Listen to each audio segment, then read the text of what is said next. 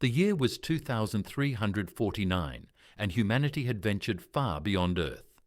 They'd colonized Mars, turned the icy moons of Jupiter into thriving research hubs, and had even sent probes to the edge of the known universe. Yet despite all these advances, the people of Earth still lived in fear of what might lie in the darkness beyond the stars.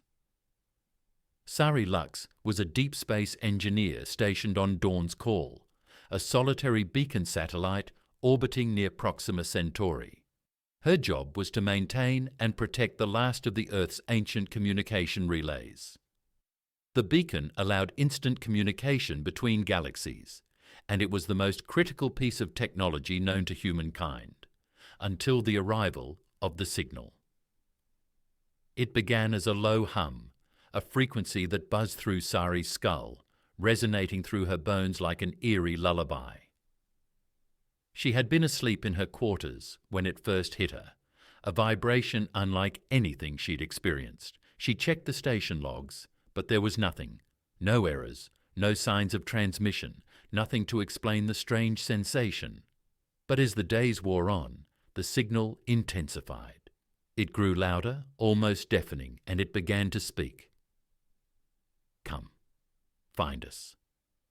Sari couldn't ignore it any longer. She went to the communication hub, where a vast array of instruments lined the walls. Each device monitored a different frequency, all designed to keep an open ear to the cosmos. Sari calibrated the instruments, adjusting for deep space signals and subtracting cosmic noise. And there, hidden beneath layers of static, was a voice, soft but distinct. "We are the kin. Come, find us. Earth's child." Who were the kin? What did they want? Days later, a transmission arrived from Earth Central Command. It was brief but clear. Beacon protocol activated, prepared to defend. For the first time, Sari's pulse raced with dread. Beacon protocol meant that an unidentified entity was approaching the station. She activated the defensive turrets, which hummed to life outside the station, and powered up the signal dampeners designed to block transmissions from any ship attempting to intercept or interfere. But instead of warships or alien vessels, there was only silence.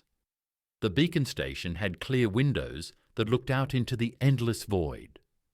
Sari spent hours each night watching, waiting.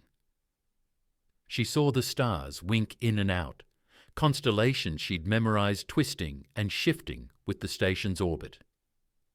And then she saw them, phantom ships drifting just beyond the range of her sensors.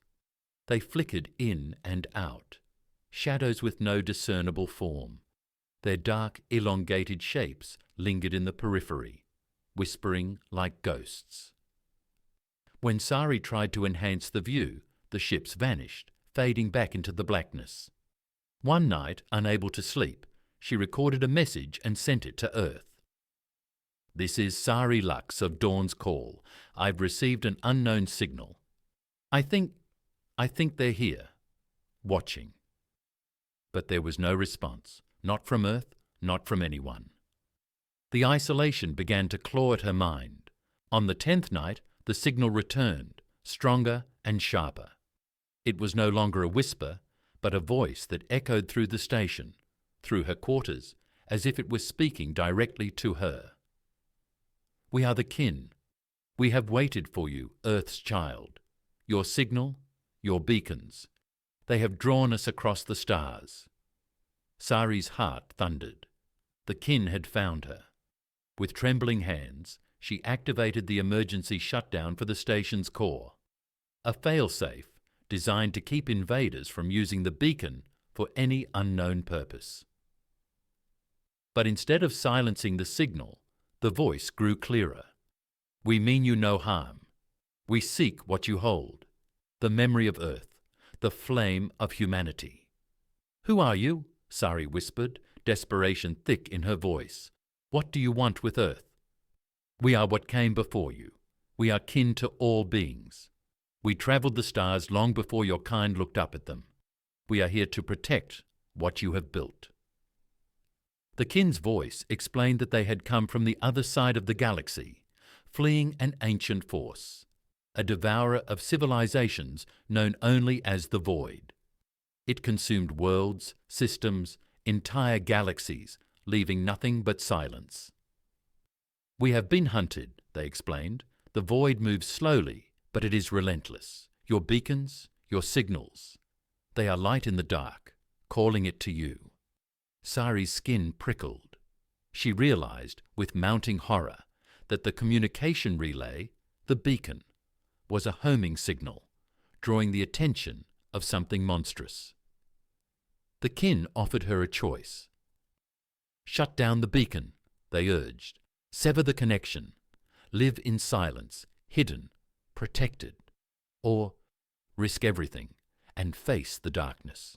Sari agonized over her decision. Earth depended on this relay. It was a lifeline that connected the colonies and kept humanity bound together across the stars. To shut it down would plunge her people into isolation, into an age of silence that could last for centuries. But to keep it running was to summon a force that could end humanity altogether. In the end, she knew there was only one answer. She couldn't be responsible for humanity's end, not when she could prevent it. With a deep breath, Sari disabled the beacon. The lights dimmed and the station fell silent.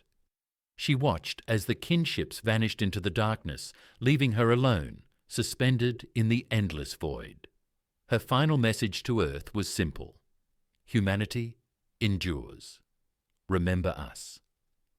And then she waited, knowing she might never hear another voice again. Years passed. Earth went silent, its people scattered across the stars, their stories echoing only in memory.